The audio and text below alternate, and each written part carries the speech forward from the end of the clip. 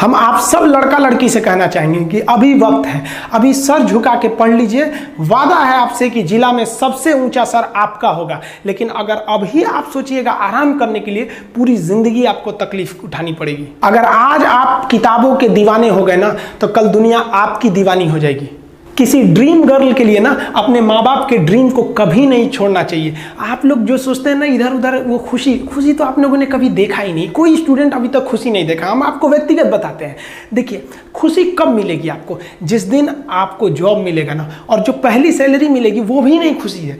जब आप अपनी पहली सैलरी ले जाके अपनी माँ के हाथों में देंगे ना, तो आपकी आंखों में आंसू होगा। आप याद करेंगे कि जिस माँ की उंगलियों को पकड़कर हमने चलना सीखा, आज उसको हमने अपनी पहली कमाई दिया है।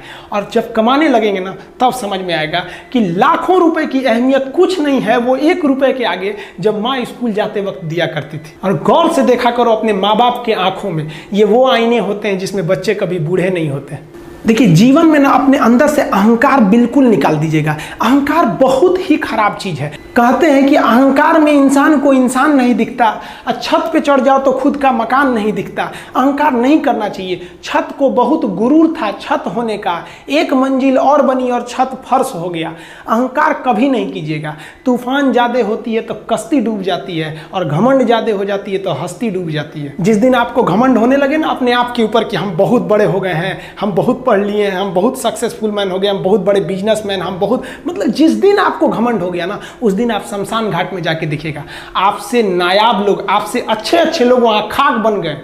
दुनिया में ना किसी से जलन नहीं रखनी चाहिए। देखिए, माचिस जो होता है ना दूसरे को जला देता है, लेकिन कभी माचिस को देखें वो खुद को भी जला लेता है। अतः अगर आप दूसरे की बुराई करेंगे, दूसरे के पीछे रहेंगे ना, तो इसमें आपका लॉस होगा। और अगर आपकी कोई बुराई कर रहा है ना, तो आपको खुश होना चाहिए कि आप आगे बढ़ रहे हैं। बुराई उसी का लोग करते हैं जो आगे बढ़ रहा होता है। जो पहले गिरा हुआ है उसकी लोग क्या बुराई करेंगे।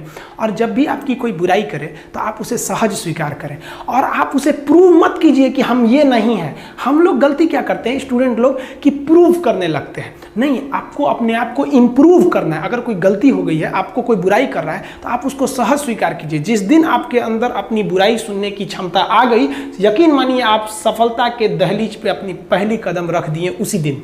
लोहा जो होता है ना, उसे कोई नहीं तोड़ सकता है, लेकिन उसी लोहे के अंदर का जो जंग लग जाता है ना, धीरे धीरे दीमक की तरह उस लोहे को खदड़ते जाता है। इसलिए अपने अंदर अहंकार को मत लाने दीजिएगा।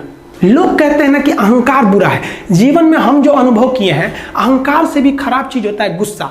देखिए, अहंकार उत्पन्न ही नहीं होगा जब तक आपको गुस्सा नहीं आए। आप ऐसे नॉर्मल बैठे हैं और आप किसी से कहिएगा कि तुम्हारी क्या औकात है, जब तक आपको गुस्सा ना आए। तो अहंकार एक पेड़ है और गुस्सा उस पेड़ का जड़ है। इसलिए गुस्सा जिस दिन आया उस दिन आप बर्बाद हो जाएंगे।